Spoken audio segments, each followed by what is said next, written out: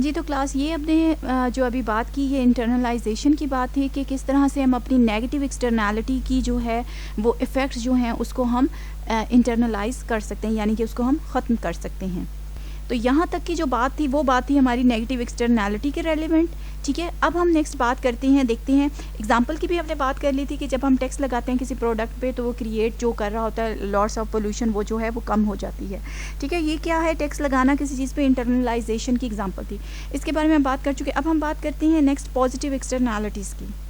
और positive externality की हमने क्या बात की थी कि जब कोई फ़ायदा होगा, ठीक है, किसी बाय स्टैंडर को या किसी थर्ड पर्सन को आपके एक्शन से, बायर या सेलर की जो ट्रांजैक्शन होती है उनकी ट्रांजैक्शन से किसी थर्ड पार्टी को जो फ़ायदा होगा उसको हम लोग बोलते हैं पॉजिटिव एक्सटर्नैलिटीज़।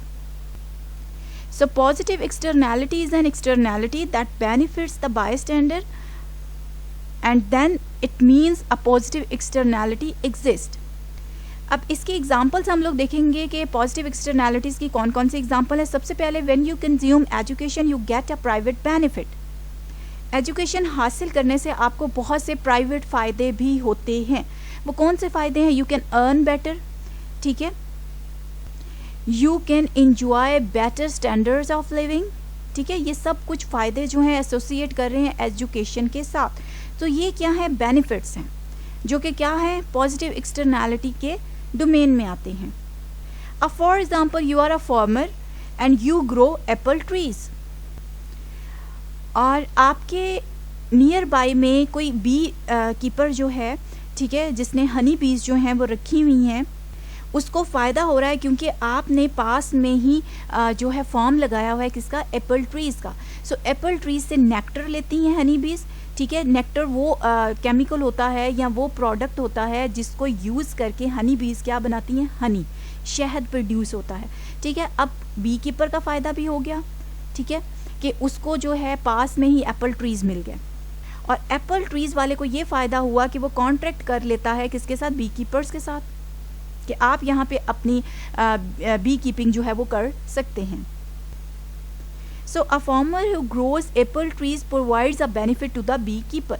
सो बी कीपर को बेनिफिट पहुँचा किससे, जो फार्मर जिसने ग्रो किए थे एप्पल ट्रीज से। So now one need to move towards private solutions to externalities. I think आपकी स्क्रीन के ऊपर थोड़ा सा कट हो रहा होगा टॉप से, ये लिखा हुआ है प्राइवेट सोल्यूशंस टू एक्सटर्नैलिटीज़। अब कौन कौन से सोल्यूशंस जो हैं प्राइवेटली जिनको आप ऑप्ट कर सकते हो कि आप डील कर सको एक्सटर्नैलिटीज़ के साथ, some of them we already discuss, तो आइए उनको देखते हैं। Government action is not always needed to solve the problem of externality. Government का एक्शन जो है वो हर वक्त ज़रूरी नहीं होता जब आपने एक्सटर्नैलिटी के प्रॉब्लम को सॉल्व करना हो। सो अभी हम लोग गवर्नमेंट के एक्शंस की बाद में बात करेंगे, पहले हम लोग प्राइवेट एक्शंस को डिस्कस करेंगे कि प्राइवेटली अपने तौर पे हम लोग किस तरह से एक्सटर्नैलिटीज़ को जो है अवॉइड कर सकते हैं। So following are the private solutions to the externalities. Number 1 moral codes and social sanctions, number 2 charitable organisation, number 3 business mergers और contracts. So one by one हम लोग इन सबको देखेंगे। सबसे पहले हमारे पास क्या है, moral codes and social sanctions. Social sanctions क्या होते हैं, माशी पाबंदियाँ जो कि कुछ इम्पोज की जाती हैं आप पे, कुछ चीज़ें कि जो आपने सोशली उनको अडॉप्ट करना होता है, और कुछ मोरल कोड्स होते हैं जिनको आपने ओबे करना होता है। Being a part of society, एक माशरे का हिस्सा होते हुए आपको उन चीज़ों में पार्टिसिपेट करना पड़ता है। So sometimes the problem of externality is solved with moral codes and social sanctions. Externality की प्रॉब्लम जो है वो सॉल्व हो सकती है मोरल कोड्स और सोशल सैंक्शंस के साथ, ठीक है। सोशल सैंक्शंस जो हैं वो हेल्प आउट करते हैं to eliminate the problem of externality. अब बहुत से लोग जो हैं वो लिटरिंग नहीं करते, लिटरिंग मीन कूड़ा फेंकना, ठीक है, लिटर नहीं करते। अब ये क्या है, ये सोशली बैड इसको समझा जाता है, that's why some people don't litter on the public places, ठीक है। सो क्या है, कंसिडर फॉर इंस्टेंस, अभी एग्जांपल हम लोग कंसिडर करते हैं, why most people do not litter. Although there are laws against littering, these laws are not vigorously enforce, जो कि बहुत स्ट्रॉन्गली इन्फोर्स नहीं किए जाते, फिर भी कुछ लोग जो हैं वो लिटरिंग नहीं करते। क्यों? मोस्टली लोग लिटरिंग इसलिए नहीं करते क्योंकि it is a wrong thing to do, means most people do not litter just because it is the wrong thing to do. What? It is the wrong thing to do. ठीक है. The golden rule taught to most children says do unto others as you would have them to unto you. अब इसका क्या मतलब है, वो ये है कि एक गोल्डन रूल स्कूल में बच्चों को पढ़ाया जाता है, जिसका मतलब ये होता है कि आप उस तरह का सलूक ही दूसरे लोगों के साथ करो जैसा आप चाहते हो कि वो आपके साथ सलूक करें. Means do good to have good. अच्छा करोगे तो अच्छा पाओगे. सो दिस मोरल इंजंक्शन, ये मोरली जो आपको एक चीज़ बैन करती है, आपको जो है आपको इम्प्लीमेंट करवाती है, ये चीज़ हमें ये बताती है, tells us to take account of how our actions affect other people. कैसे हमारे एक्शन दूसरे लोगों को इफेक्ट करते हैं. अगर हम लोग लिटरिंग करेंगे, ऐसे ही कूड़ा बाहर फेंकेंगे, तो हमारे मुल्क में गंदगी फैलेगी, जो कि हमारा रिलीजन भी अलाउ नहीं करता. We are bound religiously to not litter anywhere, even in your house, outside your house, or even publicly. ठीक है. So in economic terms it tells us to internalize the externality. इससे क्या हो रहा है कि आप लोग internalize कर रहे हैं externality को. अब littering आप लोग करेंगे तो ये भी it's a one type of pollution. ठीक है. सो ये बात होगी पहले सोल्यूशन की, जो कि moral codes and social sanction से हमें मिलता है एक सोल्यूशन एक्सटर्नैलिटीज़ को सॉल्व करने का. दूसरा सोल्यूशन हमारे पास क्या है, उसकी तरफ मूव करते हैं. Charitable organisations. अब चैरिटेबल ऑर्गेनाइजेशंस क्या करती हैं, जैसे एनजीओज हैं वुमेन राइट्स की, वो क्या करती हैं, जो वुमेन के ऊपर वायलेंस होता है, जो होम वायलेंस होता है, डोमेस्टिक वायलेंस जो होता है, ठीक है, तशद्दुद जो होता है, उसको क्या करते हैं एलिमिनेट करने के लिए या उन ख़वातीन की हेल्प करने के लिए एनजीओज बनाई जाती हैं. एनजीओज क्या होती हैं, चैरिटेबल ऑर्गेनाइजेशन और नॉन प्रॉफिट ऑर्गेनाइजेशन. तो इनका बेसिकली मकसद क्या होता है, टू एलिमिनेट द एक्सटर्नैलिटीज़ और टू इंटरनलाइज द एक्सटर्नैलिटी. इसी तरह के कुछ ऑर्गेनाइजेशंस हैं चैरिटेबल ऑर्गेनाइजेशन, जो कि इन्वायरमेंटल पोल्यूशन को कंट्रोल करने के लिए काम कर रही हैं या इन्वायरमेंटल प्रोटेक्शन पे काम कर रही हैं. ठीक है. अगर हम वेस्ट की बात करें तो वहाँ पे एक बहुत इम्पॉर्टेंट जो है ऑर्गेनाइजेशन वो इसके लिए काम कर रही है. वो कौन सी है, सीरिया क्लब. सीरिया क्लब जो है इन्वायरमेंटल प्रोटेक्शन पे काम कर रही है, और इसको हम लोग देख लेते हैं. Another private solution to externalities are charities, many of which are establish to deal with externalities. ठीक है. For example the Sierra club, जिसकी अभी हम बात कर रहे थे, whose goals are to protect the environment and is a non-profitable organization funded with private donation. अब ये सीरिया क्लब जो है ये एक नॉन प्रॉफिट ऑर्गेनाइजेशन है, और इसको फंड या इसको जो पैसा है वो कहाँ से मिलता है, प्राइवेट डोनेशन से. हम जैसे और आप जैसे लोग जो हैं वो डोनेट करते हैं. सो ये ऑर्गेनाइजेशन किसके लिए काम करिए, to protect the environment, mean environmental pollution वगैरह पे ये काम करती है. इसी तरह अगर हम एजुकेशन सेक्टर को देखें तो एजुकेशन सेक्टर में हमें बहुत ज़्यादा फंड्स मिलते हैं. लाइक HEC जो है स्कॉलरशिप प्रोवाइड कर रही है, फंड्स प्रोवाइड कर रही है, नीडी स्कॉलरशिप्स हैं. ये सारे क्यों दिए जाते हैं, ताकि पॉजिटिव एक्सटर्नैलिटी को प्रमोट किया जाए. बेसिकली बच्चों यहाँ समझने की बात ये है कि पॉजिटिव एक्सटर्नैलिटीज़ को हमने प्रमोट करना है, उसकी मदद करनी है, उसके लिए फंड्स देने हैं. और नेगेटिव एक्सटर्नैलिटीज़ को हमने कम करना है, उसको इतना भारी और इतना मुश्किल बना देना है, टैक्स लगा के, उसकी कीमत बढ़ा के, ताकि वो वाला बिहेवियर जो है, जैसे पोल्यूशन जो है वो कम से कम हो सके. ठीक है बच्चों. So another example, colleges and universities receives gifts from alumni. ठीक है. जो एल्यूमिनाई जो एक्स स्टूडेंट्स होते हैं वो इनको गिफ्ट्स देते हैं. कॉरपोरेशंस एंड फाउंडेशंस, कॉरपोरेशंस भी कुछ देती हैं और फाउंडेशंस भी देते हैं. इन पार्ट बिकॉज एजुकेशन है पॉजिटिव एक्सटर्नैलिटी फॉर सोसाइटी, जो कि हमें पता है. ठीक है. पॉजिटिव एक्सटर्नैलिटी होती है एजुकेशन किस तरह से होती है, क्योंकि ये सोसाइटी को बेनिफिट करती है. जो भी चीज़ सोसाइटी को बेनिफिट करेगी वो पॉजिटिव एक्सटर्नैलिटी होगी, और जो भी चीज़ सोसाइटी को इफेक्ट करेगी, वर्स इफेक्ट होगा जिसका सोसाइटी के लिए, वो क्या होगी, नेगेटिव एक्सटर्नैलिटी. ठीक है. So the government encourages this private solution to externalities through the tax system. ठीक है. By allowing an income tax deduction for the charitable donation. अब गवर्नमेंट भी क्या करती है, वो चैरिटेबल ऑर्गेनाइजेशंस के लिए डोनेशंस को गैदर करने के लिए इनकम टैक्स डिडक्शंस करती है आपकी सैलरी में से. So that's it for this solution to the externalities. Now we need to move towards the next and the last one, which is business mergers and the contracts.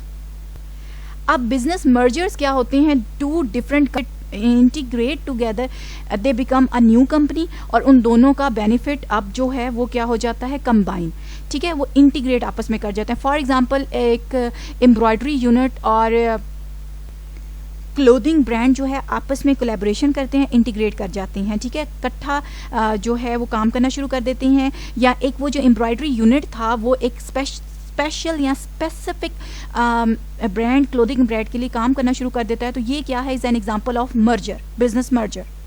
इसकी मजीद एक और example है, उसको we can solve the problem of externality by relying on the self interest of relevant parties. Sometimes the solution takes the form of integrating, ठीक है, integrating mean combine करना different types of businesses, दो different किस्म के businesses को आपस में combine कर देना, like leather factory and shoe factory. अब लेदर फैक्ट्री जो प्रोड्यूस कर रही है लेदर, वो वाली फैक्ट्री, और जो शूज़ मेकिंग फैक्ट्री है वो अब ये दोनों फैक्ट्रीज अगर आपस में कोलैबोरेट कर जाती हैं तो उससे क्या हो जाएगा? बिजनेस मर्जर देखने में आएगा, और उससे क्या होगा? ये एक पॉजिटिव एक्सटर्नैलिटी के तौर पे हमें देखने को मिलेगा क्योंकि दोनों को ही उससे फ़ायदा होगा, ठीक है. And embroidery unit and clothing brand, इसकी हम एग्जांपल पहले डिस्कस कर चुके हैं, जैसे कि मैंने आपको. सो वो वाले बिजनेसेस जो कि पॉजिटिव एक्सटर्नैलिटी एक दूसरे को देते हैं, मींस दोनों के मिलने से जो फ़ायदा होता है, ठीक है, उसको जो पॉजिटिव एक्सटर्नैलिटीज़ को वो प्रोटेक्ट कर रहे होते हैं या एक्सटेंड कर रहे होते हैं, वो क्या करते हैं? वो कॉन्ट्रैक्ट में या मर्जर में एंटर हो जाते हैं. वो आपस में कोई कॉन्ट्रैक्ट कर लेते हैं या मर्ज करके इकट्ठी फैक्ट्री बना लेते हैं, ठीक है, या बिजनेस क्रिएट कर लेते हैं. So two businesses that offer positive externalities to each other can merge, combine हो सकते हैं, और enter into a contract that makes both parties better off, जिससे दोनों पार्टीज को फ़ायदा होगा, ठीक है, उसके अंदर जो है वो मर्ज हो सकते हैं. ये भी एक सोल्यूशन है एक्सटर्नैलिटीज़ को डील करने का. So now we need to move towards the most important thing to understand is the Coase theorem. Basically Coase theorem जो है, इसमें हम लोग ये बात करते हैं कि अगर दो पार्टीज़ जो हैं या कोई पार्टीज़ जो भी आपस में मर्ज या कॉन्ट्रैक्ट करना चाह रही हैं, वो आपस में अगर बार्गेन करती हैं, ठीक है, बार्गेन करके अगर सेटलमेंट कर लेती हैं तो प्राइवेटली वो अपना मसला जो है वो हल कर सकते हैं. फॉर एग्जांपल नेगेटिव एक्सटर्नैलिटी है, जैसे हमने डॉग वाली एग्जांपल की बात की. अगर हमारे नेबर एक पेट डॉग लेके आए हैं जिसकी बार्किंग से, जिसके बोलने से हमें प्रॉब्लम हो रहा है, तो हम उनके साथ सेटलमेंट करेंगे, बैठ के बात करेंगे कि यार हमें इसका बहुत प्रॉब्लम है, आप ऐसे करेंगे, इसको अपने फार्म हाउस पे शिफ्ट कर दें, या आप किसी और किस्म का पेट लेके आ जाएं, या इसको खाना या इसका ख्याल रखें कि जिसकी वजह से इसकी बार्किंग जो है वो कम हो सके, या इसको कहीं और बैक साइड की तरफ शिफ्ट कर दें ताकि हमारे जो बेडरूम्स हैं उस तक इसका नॉइज़ कम आए. मतलब बैठ के आपस में कोई भी सेटलमेंट कर लें, ठीक है. मॉनेटरी टर्म में भी कर सकते हैं कि बेहतर है कि आपने ये जो डॉग हायर किया है सिक्योरिटी के लिए या परचेज़ किया है, इससे बेहतर है कि हम लोग कोई गार्ड जो है वो हायर कर लें, ठीक है, सिक्योरिटी गार्ड. आपको भी फ़ायदा होगा, हमारा भी फ़ायदा होगा, इस डॉग से भी हमारी जान जो है वो खलासी पा जाएगी, हम नॉइज़ से बच सकेंगे. मतलब इस तरह की किसी किस्म के भी दो पार्टीज़ बैठ के अगर आपस में बार्गिन कर लें, बार्गिन मीन्स आपस में सेटलमेंट कर लें, उसको हम लोग क्या कहते हैं? कोस थ्योरम. और कोस थ्योरम का ये फ़ायदा है कि इसमें आपको कोई कॉस्ट इनकर नहीं होती, ठीक है, आपको कोई कॉस्ट बियर नहीं करनी पड़ती. सो इसकी डेफिनेशन पढ़ लेते हैं, उससे मज़ीद हमें अंडरस्टैंड होगा. The Coase theorem states that if people can bargain without a cost, ठीक है, then they can always reach an agreement in which resources are allocated efficiently and they can solve the problem of externalities on their own. By their own they can solve the problem of externality with the help of Coase theorem. और Coase theorem में हम लोग क्या करते हैं कि bargain कर लेते हैं जिसकी हमें कोई कॉस्ट नहीं पड़ती. किसी के साथ बैठ के बात करने की तो आपको कोई कॉस्ट नहीं पड़ती ना, अगर आपने नेबर के साथ कोई अपना इशू सेटल करना है, ठीक है. और वो इस सेटलमेंट, इस बार्गेन की वजह से एक एग्रीमेंट पे पहुंच जाते हैं जिसकी वजह से दोनों ही बेटर ऑफ हो जाते हैं. मीन्स उनके रिसोर्सेज जो हैं वो एलोकेट हो जाते हैं एफिशिएंटली, मीन दोनों बेटर ऑफ हो जाते हैं, दोनों पार्टीज़ का उसमें फ़ायदा होता है. अगर ये ट्रांजैक्शन या अगर ये बार्गेन करने की आपको कोई कॉस्ट बियर करनी पड़ती है तो उसको हम लोग क्या कहते हैं? Transaction cost. ट्रांजैक्शन कॉस्ट क्या होती है? Transaction cost are the cost that parties incur, जो कि पार्टीज को बियर करनी पड़ती है in the process of agreeing to and following through a bargain, ठीक है। जब आपने किसी बार्गेन के साथ एग्री करना होता है या उसको फॉलो करना होता है किसी बार्गेन को, तो उस प्रोसेस में जो आपको कॉस्ट पड़ती है उसको हम ट्रांजैक्शन कॉस्ट कहते हैं। और ये transaction cost to bargain, to enter into an agreement to bargain, if it is high then we can't implement this Coase theorem. अगर इसकी कॉस्ट जो है वो हाई होगी बार्गेन की, या ट्रांजैक्शन कॉस्ट हाई होगी, तो we can't settle that matter privately और बाय और ऑन सेल्फ, और externalities on their own, we can't solve this problem. ठीक है। सो तब क्या होगा, तब हमें गवर्नमेंट की ज़रूरत पड़ सकती है। कोई इस तरह का मसला है, सोशल लेवल का इशू है, लाइक पोल्यूशन की बात करें।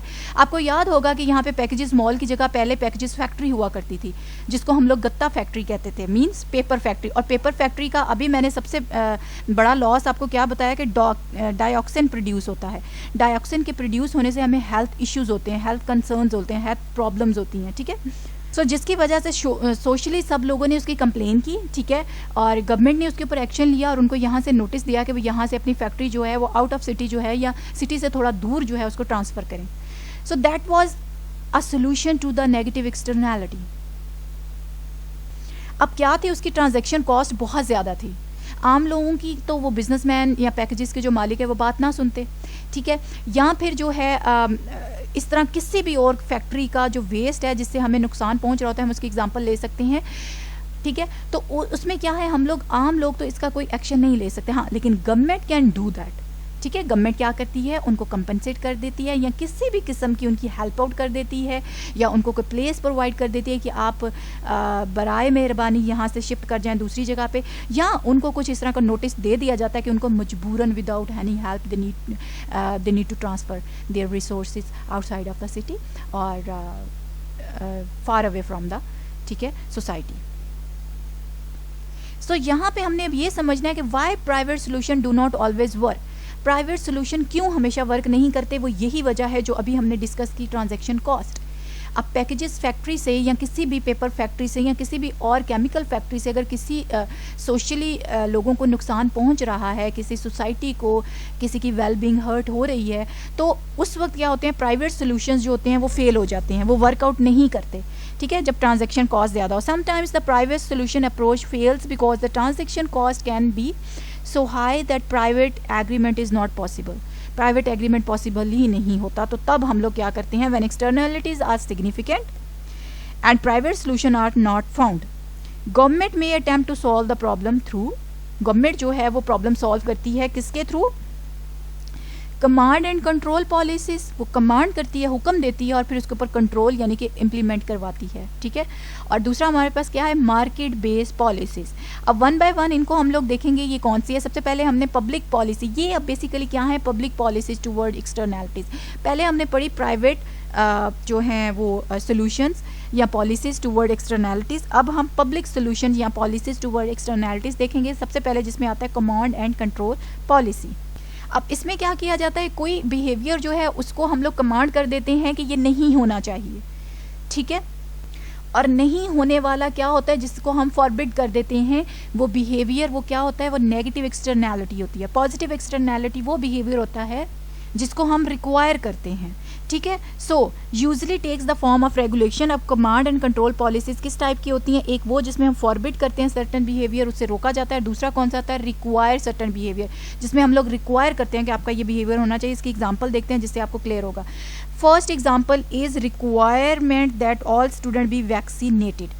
तमाम स्टूडेंट्स को वैक्सीनेशन लेनी चाहिए। फॉर एग्जांपल किसी भी बीमारी की, मलेरिया वगैरह हम इसकी बात कर लेते हैं, या चिकन पॉक्स की जो है वो मेडिसिन जो है या वैक्सीन जो है वो रिक्वायरमेंट है स्टूडेंट्स के लिए कि वो वैक्सीन लेके तब किसी कैंपस को वो ज्वाइन करें।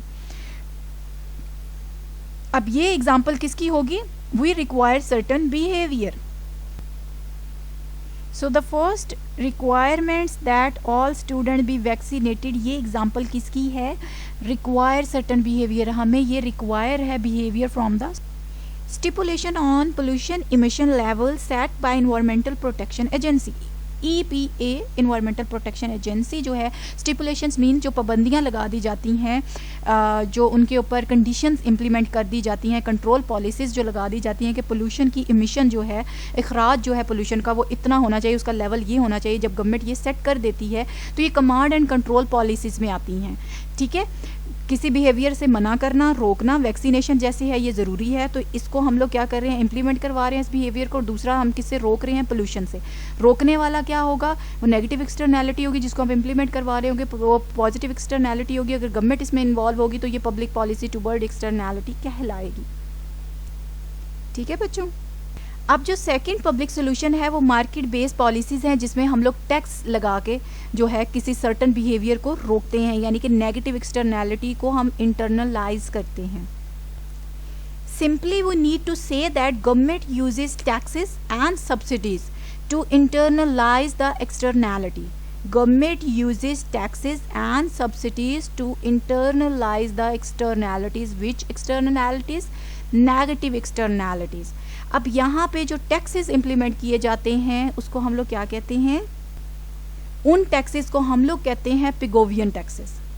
अब पिगोवियन टैक्सेस वो टैक्सेस होते हैं जो कि नेगेटिव एक्सटर्नैलिटी का इफेक्ट ख़त्म करने के लिए इम्पोज किए जाते हैं, उनको हम लोग बोलते हैं Pigovian tax. So Pigovian taxes are the taxes enacted means imposed to correct the effect of negative externality, ठीक है। जब हमें पोल्यूशन या हमने जो बात की थी कि हम उसके ऊपर चॉकलेट की जब हमने बात की थी कि वो नेगेटिव एक्सटर्नैलिटी में आती है, तो उसके ऊपर हमने बात की थी कि हम लोग टैक्स इम्प्लीमेंट कर देंगे उसके ऊपर या इम्पोज कर देंगे, तो उससे उसकी सेल कम हो जाएगी और उसके जो इफ़ेक्ट्स हैं नेगेटिव वो कम हो जाएंगे। सो वो क्या था, पिगोवियन टैक्स। अच्छा, अब दो तरह की बातें हमारे जहन में आई हैं, एक तो ये मार्केट बेस्ड पॉलिसीज़, दूसरी हमारे पास क्या थी, command and control policies. Command करना है आपने किसी को कि आपने ये काम नहीं करना, आपने उसको ये काम करने से मना करना है, ठीक है। दूसरी बात ये थी कि मार्केट बेस्ड पॉलिसीज़ जिसमें हम लोग पिगोवियन टैक्स इंप्लीमेंट करते हैं। सो इसकी हम एक एग्जांपल देखते हैं। एग्जांपल ऑफ रेगुलेशन आती है हमारी कमांड एंड कंट्रोल में versus Pigovian taxes mean market based policies, ठीक है। अब हमने क्या किया, अगर हम इन्वायरमेंटल प्रोटेक्शन एजेंसी को है डिसाइड करते हैं, हम उनको कहते हैं wants to reduce the amount of pollution coming from a specific plant, then EPA could. अब इन्वायरमेंटल प्रोटेक्शन एजेंसी जो है वो क्या कर सकती है, अगर वो ये डिसाइड करती है कि उसने पोल्यूशन को कम करना है जो कि किसी स्पेसिफिक प्लांट से आ रही है, फॉर एग्जांपल किसी फैक्ट्री से आ रही है, पेपर फैक्ट्री से आ रही है, तो EPA क्या करेगी, जो इन्वायरमेंटल प्रोटेक्शन एजेंसी है वो क्या करेगी, पहले तो कमांड एंड कंट्रोल करेगी, mean regulation, tell the firm to reduce its pollution by a specific amount. उनको कहेगी कि अपनी पोल्यूशन जो है, वेस्ट जो है उसको कम करें एक स्पेसिफिक अमाउंट तक। ये हो जाएगी रेगुलेशन कमांड एंड कंट्रोल में। सेकंड क्या आ जाएगी, अगर वो उसके ऊपर टैक्स इंप्लीमेंट करवा देती है तो ये हमारी क्या हो जाएगी, पिगोवियन टैक्स इंप्लीमेंटेशन, और ये हमारी क्या हो जाएगी, market based policy. So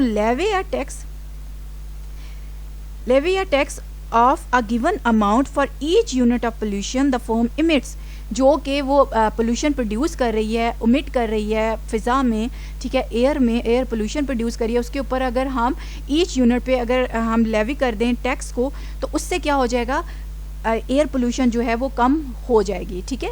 production कम होगी, प्रोडक्शन से एयर पोल्यूशन जो है वो कम होगी। सो ये एक मेथड क्या है, पिगोवियन टैक्स, ठीक है। पिगोवियन टैक्स को लगाने से हमारे पास जो है ये आया। सो मार्केट बेस्ड पॉलिसीज़ की अभी हमने बात की कि उसमें हमारे पास एक चीज़ तो आती है पिगोवियन टैक्सेस। अब एक तो हमने बात की मार्केट बेस्ड पॉलिसीज़ में पिगोवियन टैक्सेस की, दूसरी होती है tradable pollution permits. Tradable pollution permits क्या होते हैं, इसको हम लोग देखेंगे जब ये अलाउ करते हैं voluntary transfer of right to pollute from one form to another form. इसको अंडरस्टैंड करने की ज़रूरत है। अब यहाँ पे क्या होता है, कुछ कंपनीज़ के पास पोल्यूशन परमिट्स होते हैं, यानी कि वो इतनी अमाउंट में पोल्यूशन जो है वो क्रिएट कर सकते हैं या इमिट कर सकते हैं, ठीक है, उसका पोल्यूशन का इखराज कर सकते हैं। अब अगर उनको कहा जाए कि वो अपनी पोल्यूशन कम करें तो वो उनको कॉस्ट कम पड़ेगी, लेकिन जिनको बहुत ज़्यादा नुकसान होता है कि वो पोल्यूशन कम करने के पीछे अपनी प्रोडक्शन कम करें तो उनको बहुत ज़्यादा नुकसान होता है, ये उनको हाई कॉस्ट बियर करनी पड़ती है उस कमांड को या गवर्नमेंट के उस फैसले को मानने के लिए। तो वो क्या करते हैं, वो दूसरी फर्म्स जिनको कम कॉस्ट पड़ रही होती है उनसे वो ट्रेडेबल परमिट जो होता है, पोल्यूशन प्रोड्यूस करने का परमिट जो होता है, इजाज़तनामा जो होता है वो ख़रीद लेते हैं। और कुछ वॉलंटरी जो है कुछ लोग जो है उसको वॉलंटरली जो है वो ट्रांसफ़र कर देते हैं, ठीक है, अपना वो परमिट दूसरी फर्म्स को. So this is what known as the firm that can reduce pollution at a low cost may prefer to sell. वो बेच देती है its permit to a firm that can reduce pollution only a high cost. उस firm को जिसको के reduce pollution करने में बहुत ज़्यादा हाई कॉस्ट बियर करनी पड़ रही होती है, उस फर्म को दूसरी फर्म जो ट्रेडेबल पोल्यूशन परमिट है वो सेल कर देती है, बेच देती है, क्योंकि दूसरी फर्म को बहुत ज़्यादा एक्सपेंसिव पड़ रहा होता है उसको रिड्यूस करना. So here is the summary of this chapter which we have read so far. ठीक है, इसमें transaction between a buyer and seller जो हमने बात की, वो अगर थर्ड पार्टी को डायरेक्टली इफेक्ट करती है तो वो एक्सटर्नैलिटी होती है. अगर उसका नेगेटिव इफेक्ट होगा थर्ड पर्सन पे या बाय स्टैंडर पे तो नेगेटिव एक्सटर्नैलिटी होगी. अगर पॉजिटिव इफेक्ट होगा या बेनिफिशियल होगी फॉर द थर्ड पार्टी तो ये वो क्या होगी, पॉजिटिव एक्सटर्नैलिटी. और इसके अलावा हमने बात की कि कुछ इसके प्राइवेट सॉल्यूशंस होते हैं, कुछ पब्लिक सॉल्यूशंस होते हैं. प्राइवेट सॉल्यूशन में ही कोज थ्योरम भी आता है. कोज थ्योरम क्या कहता है, if people can bargain without a cost they can always reach an agreement with which resources are allocated efficiently. इसकी हम लोग बात डिटेल में कर चुके हैं. ये समरी आप लोग एक दफ़ा रीड कर लीजिएगा, इससे आपको चैप्टर का क्रक्स पता चल जाता है, ठीक है, कि चैप्टर में हमने किस चीज़ की बात की थी. So that's all for this chapter and this lecture. I hope you will understand the main concepts of this chapter and you will clarify your concerns. मज़ीद अगर आपको कुछ प्रॉब्लम हो तो हम लोग उसको क्लास में जूम सेशन में डिस्कस कर लेंगे. Till then the next class, take very good care of yourself. और जैसे कि आप लोगों के एग्ज़ाम्स आने वाले हैं उसके लिए भी गुड लक. अच्छे से तैयारी कीजिएगा, अपने कॉन्सेप्ट क्लियर रखिएगा, ठीक है, कंफ्यूज नहीं होना और अपना और अपने प्यारों का ढेर सारा ख्याल रखिएगा. Take very good care of yourself and your loved ones. Allah Hafiz.